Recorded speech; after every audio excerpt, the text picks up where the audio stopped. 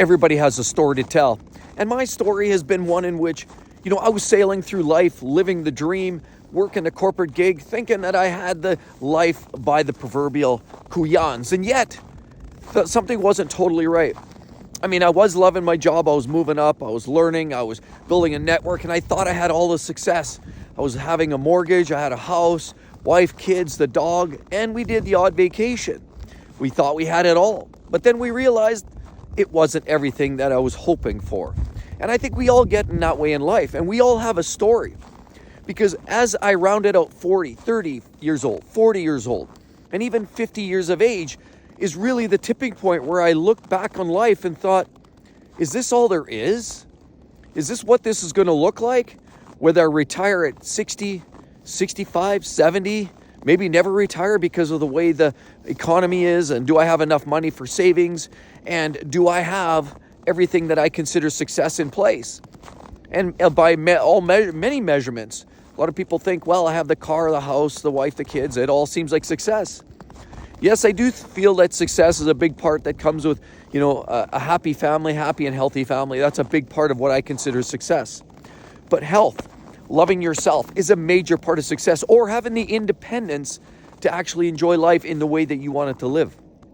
You see, because as I was rounding out and I tipped over the 50-year mark, it really all started to hit me, with parents that were ailing and with a life that just wasn't quite, it felt like I was missing the K factor. And what was that? I just didn't necessarily know I had done everything I needed to do. And that's the story. A lot of people have the same storyline, whether they have enough money, whether they've done all the things in life, the bucket list. And often enough, people just struggle with life, looking back and regrets and thinking, hey, did I ever accomplish what I was set out to do? When I was 18, 15 years of age, and I looked ahead at life, and life was rosy and shiny and all kinds of wonderful life ahead of me, thinking, hey, I could do this, I can do that, I can be a doctor, I can be a lawyer, I can be a fireman, I can be a police officer, I can do all these great things, I'm going to change the world. And then it never happened. And so we all have those chances to make those changes. We can all affect those changes in life. You see, because we all go through life and head down, ass up, thinking, hey, this is the way it works. The system, the processes, the environment, the government, the messages, the marketing, everything is there to tell us, we buy a house, we get a dog, we retire, we pay into the system, into the taxations, and we do all those things to be good tax-paying citizens, responsible, accountable. But you know what? As we sail through life, what truly is the mark of success for you? Everybody has that story. You see, and a lot of people figure, I never really built that physique that I wanted to build, or I never earned those millions of dollars that I thought I would actually earn by the time I was 55. Or I always wanted that fun sports car, but it was just never the right time.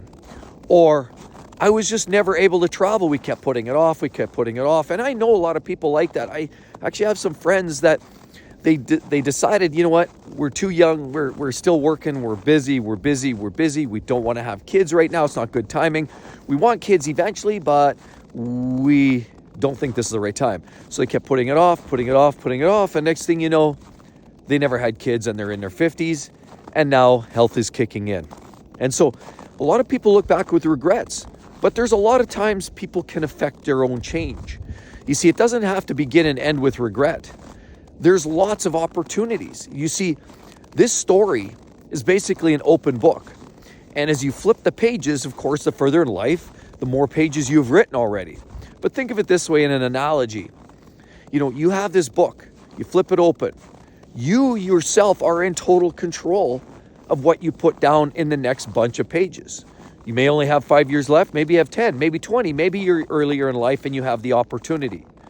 This is not about not working. This is exploring those passions that you once thought.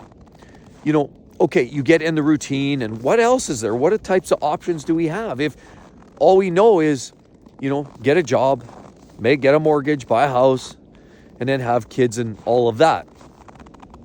But are those truly your passions? For some people it is, and many people, that's all they want. That's what they want, and they want a simple life, and simple lives are great. And sometimes the simpler the better. But actually, you know what? I was just in the mountains here. I was just staying this weekend. I just got back from Banff Springs, okay?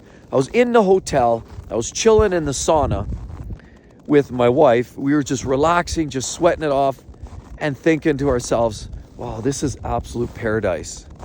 But then right beside us, there was a couple of young people. I mean, young, I'm talking relative to me, of course. And these folks were about 20 years of age, 25, somewhere in that range. Clearly new to life. Life was shiny and all kinds of excitement for them. And as I'm hearing their stories, it's a young girl and a young guy talking, and they're sharing stories about traveling. And they had this sort of, obviously, if you know where we're from, you know, Banff, we have our accent. You can tell where we're from. We're Canadians. That's quite obvious. But these people had accents that I would say were probably sounded very much New Zealand or Australian. I'm not personally that good at differentiating, but certainly had that type of accent. And I heard this conversation go back and forth with these two that sounded so zesty and so full of life, that these kids were talking about some major trips they just got from Europe. They were in the UK. They were driving on the autostrada. I heard talks and stories they were sharing about other travels they had done. You know, they've gone to North America. They went to South Africa or South America. They were all over the place by the sounds of it. They were just talking very candidly. They weren't bragging. They were just chatting about their next opportunity, their next traveling experience. And the one gentleman, the young guy, said, you know, he was looking at, it sounded like he was very much, you know, outdoorsy, you know, riding bikes, hard mountain climbing and all of that. And it sounded like the type of personality he was. And he kept going on, and he was actually talking about possibly trying Mount Everest, at least getting up to base camp. Now that's a huge feat, as we all know. I mean, I've never tried it, and it's way beyond what I'd ever consider doing. However, what was quite interesting was they had all of these opportunities right in front of them, and they were taking advantage. They had already obviously tackled a bunch of their bucket list items, and they were planning on a whole pile more, but they were doing it at a young age. Now, would a 67-year-old person tackle Mount Everest? Well, there's probably been many cases of it, but it's probably less likely. More likely, you're going to find people that are in their 20s, 30s, and 40s tackling Everest. Not to mention it costs a significant amount of money to do that. But it was just absolutely inspiring to hear that these young people were talking about life in a way that I pretty much forgot about. You know, living the life, the corporate dream of sitting in front of a laptop or a computer screen and sitting in ho-hum meetings that were dragging on, talking about nothing, where nobody makes any decisions, and hear all the big heads talking and bouncing their big heads off of each other, pretending who's got the bigger head, you know, and it just got just too much. And all of that world of living in the corporate game and listening to people battle over stuff that really just doesn't make sense, because those are the things that none of which matter when you're on your last moments of life. And so why should they matter so much now? They really don't. They matter only because we allow them to matter. And so we have that opportunity to write our own story. For me, 10 years ago, I started YouTube. I started as a hobby. But a few years in, I realized that, wait a minute, I could turn this into a business. And I'm doing that. I'm doing that today. And now it's allowing me the opportunity. You know, we got ourselves an RV. We're out traveling. We're doing a lot more traveling, me and my wife. And sometimes we bring a couple of the kids with us, but sometimes we don't. This last weekend, we didn't. And in my mind, we are now living the life that we should be living, enjoying a little more time together, certainly doing a little more travel, sometimes maybe on the plane, sometimes road trips. I personally love road trips. I love, exploring, the great outdoors. And I love, in this case, if you know Banff Springs or you know the Banff, we're in the Rocky Mountains here. It was absolutely a beautiful weekend. It was only about -2. Sun was shining all weekend, snow on the ground, Rocky Mountains in the background. It was absolutely breathtaking. But you know what? We all have that opportunity to affect that change. And as I was sitting there in the sauna, listening to these two kids go on, I'm just thinking to myself, wow, that is so inspiring. What isn't inspiring is, when you hear about people regretting, I didn't get the physique, I didn't make that $1 million, I didn't do all these things that I set out to do when I was younger. That's because we went off track. Now, this isn't a conversation about don't go corporate and don't work. We all have to work. I worked for 30 years, whatever it was, 35 years. We all do at some level. But would there be some changes I'd make if I could do it again? Sure, I don't believe in regrets, not at all. I have certainly learned a few things in the last few years, and that's maybe I could have tried something a little different and possibly a little sooner. Now, I never lived to, like I said, never lived to regret. But you know what? Follow your dreams, follow your hearts. And even if you miss the boat, like I did, we all miss the boat, and sometimes we make decisions. How do we rewrite that story? So grab that pen in your hand, flip that book open, and page 86 is brand new. Open page for you to write. And that's how I'm seeing this. My business opportunity is allowing me now to explore. I can take off the bound for the weekend. We're talking maybe heading somewhere at Christmas. And clearly, it's just provides us the opportunity and now the perception and I guess I'll say visual acuity to realize what's in front of us now, to say, you know what, that's what life's about.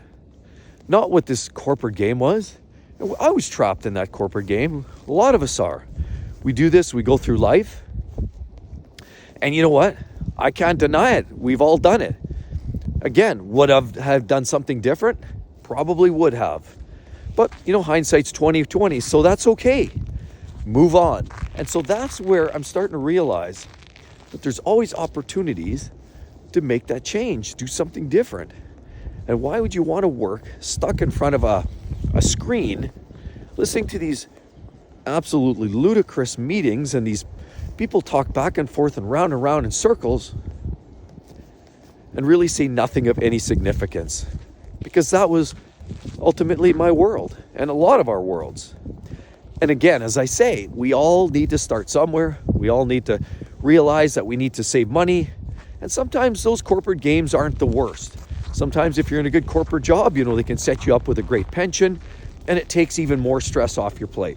Because if you have a defined benefits pension, by the time you're 55, 60, 65, then you'll have this nice nest egg. No matter what you do, you'll have this steady flow of income. And that helps. So I totally understand. Or the other option is you build a business of your own somewhere along the way that you're self-sustaining. Maybe it's passive, maybe it's not. I'm not here to talk about passive income. I truly don't believe entirely of passive income. If it's passive, that means you're hands off and you're probably not making enough money, or you're not engaged enough in the business, and it's surefire way to fail. So it doesn't matter. This isn't about a business conversation. This is more of a conversation about, we've all made those decisions. We've all had those jobs and those careers. Many people love their jobs and careers, and others don't. And while I started out loving my job and my career, you all know the storyline, and I've read the pages up to page 86. And had I not been fired that day, would I still be working there? Sadly, probably for another year. And I've said this before, by the time I was 55, I was really planning my exit anyway. So realistically, I had a plan in place. And I know, if there's one thing I know for sure, is working a long, hard career, 65, 70, it's way too long. And in my mind, working to 65 is one of the biggest mistakes people unfortunately are making these days. And I get it. Money talks. And not everybody has the funds to be able to make it happen, or the lifestyle. And a lot of times people are trapped into the lifestyle. But again, this speaks to, can we make that change? Are we in our own capacity to be able to make that shift? See, you could be 62 years of age and thinking, oh God, how am I going to get out of this? I hate my job. I hate my career. Change it. Sell your house, downsize, buy a small condo, maybe live in an RV. I don't know. There's options out there, and a lot of people are starting to explore those things. And that's what I realized in life too. As I was getting older, I started to realize more and more and more that the corporate game was just noise. And a lot of jobs are. Again, a lot of people like their jobs and they have great friendships and they enjoy their time and their careers. But realistically, I just asked this question. Is there anything you'd rather be doing more than working at that job? Anything? Just answer that. Would you rather be golfing? How about, marlin fishing, or even just a slow walk in the park on a beautiful morning when nobody else is around because they're stuck at work at their corporate grind? I don't know. But we all have the power to make a change. And it doesn't matter if you're 32 or if you're 52 or you're 62. There's always an opportunity to make that shift. And it might be as simple as downsizing your home, getting rid of your debt, moving on. Or it might be as simple as starting that side hustle that's able to generate more revenue that you can transition slowly out of your corporate game. And it may not be a light switch, it might be over time. But the bottom line is we all have the power to make and affect that change. Anyway, I just realized everybody has that story. That story as to why they can't make that change. The story is why they didn't reach that level of success. But it's just a story and we can rewrite it. So anyway, thanks each and every one of you. I really appreciate it. You sticking around again today, and we'll talk to you all very, very soon. Today's a nice one, by the way. Tomorrow's supposed to be really nice. See you real soon. Bye-bye.